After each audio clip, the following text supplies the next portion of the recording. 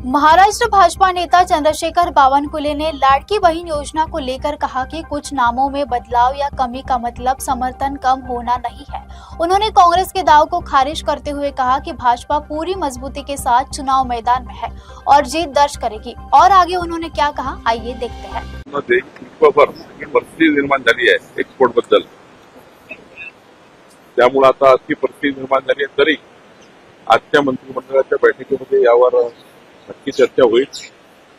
माननीय मुख्यमंत्री देवेंद्र फडणवीस मागच्याही मंत्रिमंडळाच्या बैठकीच्या वेळी काही काय नेमके याबद्दल केलं पाहिजे याच्या सूचना प्रधानमंत्र्यांना दिल्या होत्या। आज त्याचा पूर्ण आढावा मला वाटतं मुख्यमंत्री घेतील। निश्चितपणे कांदा उत्पादक शेतकऱ्यांना न्याय मिळेल ही भावना आमची आहे। त्याबद्दलचा मी सुद्धा याच्यामध्ये लक्ष घालेल। समन्वय समितीच्या बैठकीत ठरलं होतं की आपापल्या नेत्यांनी आपापल्या आमदारांना मंत्र्यांना काही मीडियावर बोलण्यापूर्वी आपल्या नेत्याची परवानगी घ्यावी।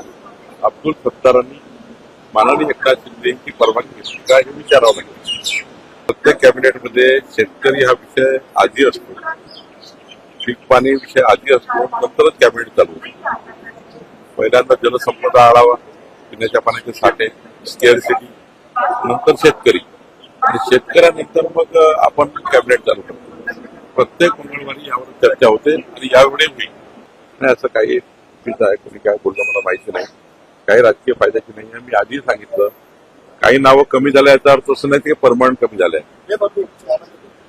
काही नावं तरी अपात्र झाले असतील, त्यामध्ये जर काही पुन्हा त्याचं तपासणी करता येईल सरकारला।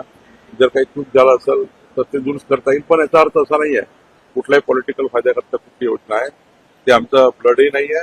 एखादी योजना केली की समाजाच्या शेवटच्या गरीब माणसाच्या कल्याणाकरता असतं। एखाद्याची बदली त्यांच्या मनात झाली नाही म्हणजे आरोप लागतात। त्यामुळे त्याचा विचार काय त्यांचा आरोप लावला बघितला असेल, पण बदली आपल्या मनात झाला नाही तर असे विचार येतात माणसाला।